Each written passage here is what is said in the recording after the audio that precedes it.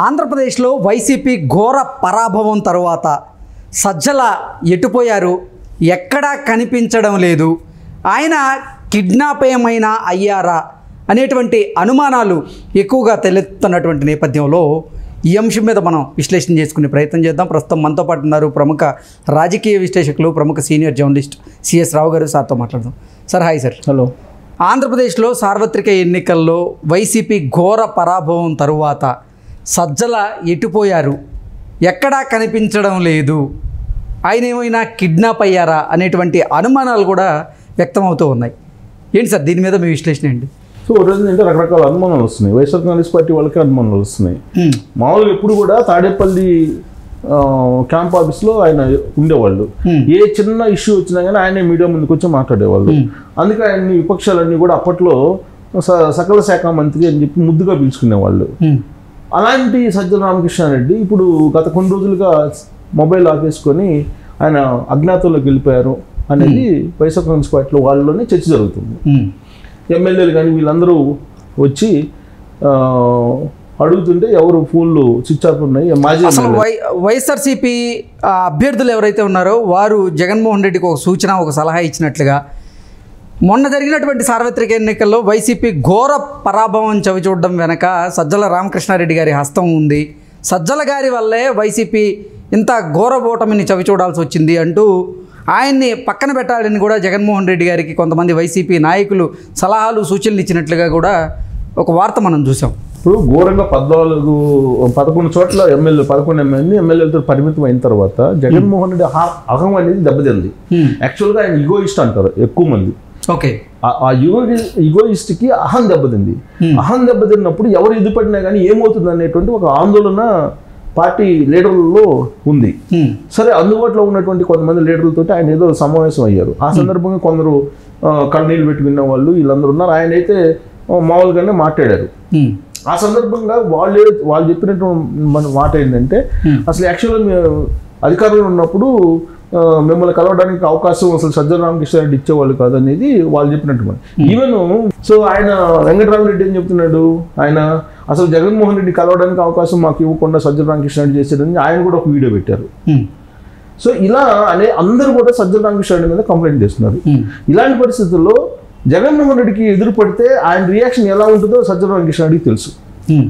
అందుకని ఆయనకి ఎదురు పడకుండా ఆయన అసలు తప్పించుకొని ఎక్కడికైనా వెళ్ళిపోయారా ఏంటి అనేది పార్టీలో జరుగుతున్న చర్చ. అంటే అసలు సజ్జల రామకృష్ణారెడ్డి తప్పించుకున్నారా లేదా తప్పించారా? ఇప్పుడు అది అర్థం కానిదే.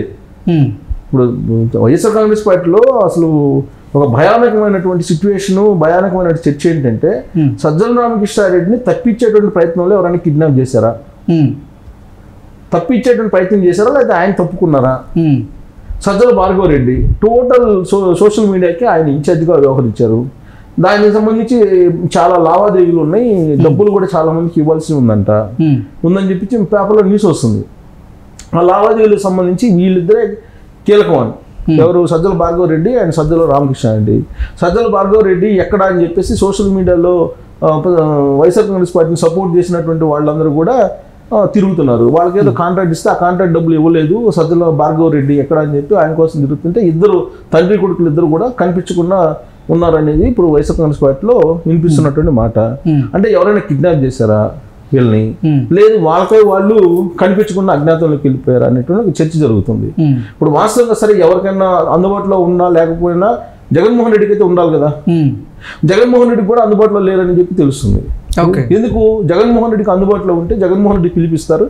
పిలిపించినప్పుడు ఆయన ఇచ్చినటువంటి రిపోర్ట్లు, అంతకుముందు ఇచ్చిన రిపోర్ట్లు ఉంటాయి కదా, వైనాట్ 175 అనేది వీళ్ళు ఇచ్చిన రిపోర్ట్ల ప్రకారమే కదా జగన్మోహన్ రెడ్డి సజ్జల రామకృష్ణారెడ్డి గారు ఇచ్చినటువంటి నివేదిక ప్రకారమే జగన్మోహన్ రెడ్డి వైనాట్ 175 నినాదం దాంతో వెళ్ళి గెలుపు ధీమాన్ని వ్యక్తం చేశారు. ఇంటికి కూడా పేకలేరు నాది అని చెప్పి అందరూ కలిసి వచ్చినా కానీ, అంటే వీళ్ళు ఇచ్చిన రిపోర్ట్లే కదా, వీళ్ళు ఇచ్చిన రిపోర్ట్ని ఆయన నమ్మాడు.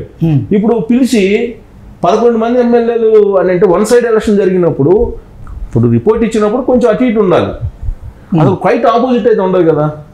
అలాంటప్పుడు రియాక్షన్ ఎలా ఉంటుంది? కొన్ని కోట్ల రూపాయలు, వేల కోట్ల రూపాయలు ఖర్చు పెట్టారు కదా ప్రచారానికి, వందలు కూడా కాదు, వేల కోట్ల రూపాయలు ఖర్చు పెట్టించారు కదా.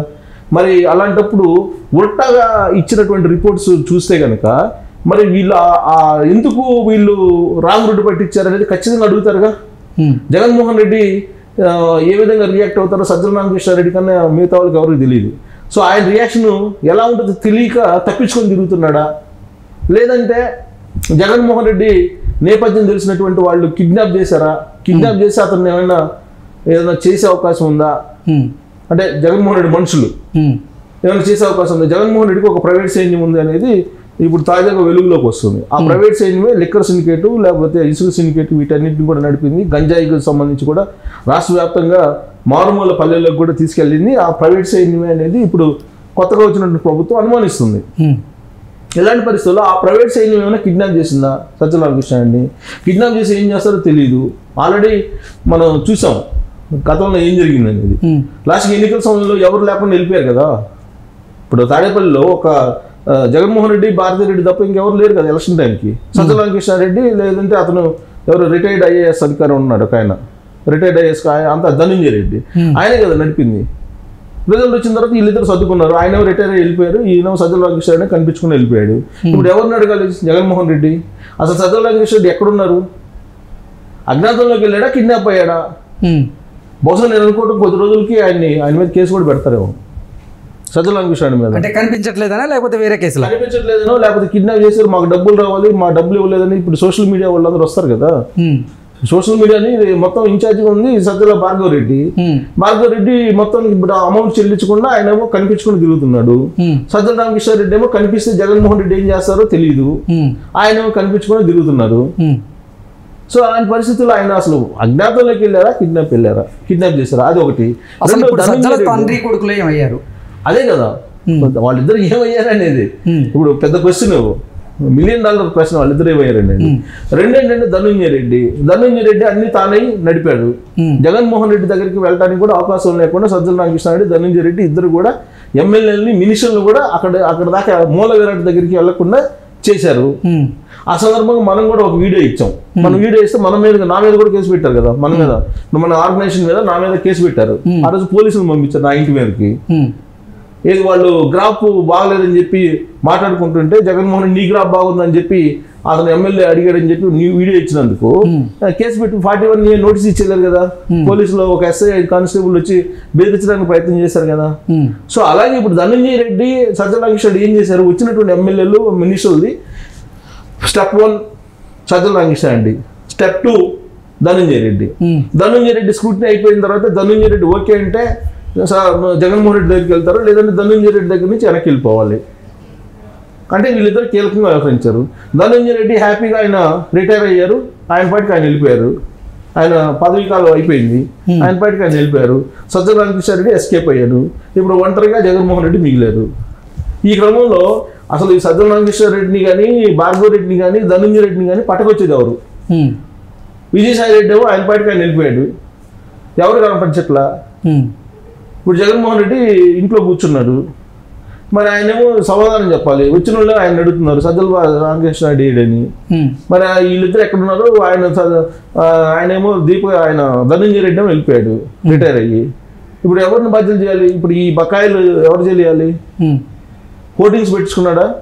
డిజిటల్లో అందరితోటి డీప్ ఫేక్ వీడియోస్ చేసి తర్వాత అందరికి ఇల్లీగల్ కాంటాక్ట్స్ అంటగట్టి వాళ్ళ ప్రైవేట్ జీవితాల్లోకి వెళ్ళి నానా రకాల హింస పెట్టారు కదా అందరినీ సోషల్ మీడియా ద్వారా. దానికోసం చేయడానికి అనేక మంది ప్రైవేట్ సైడ్ పేటీఎం బ్యాచ్ని పెట్టుకున్నారు కదా. ఇప్పుడు ఆ పేటీఎం బ్యాచ్ డబ్బుల కోసం తిరుగుతున్నారు. ఇప్పుడు ఆ పేటీఎం బ్యాచ్ డబ్బులు ఇవ్వకపోతే జగన్మోహన్ రెడ్డి మీద పెడతారు వాళ్ళే ఇండివిజువల్గా.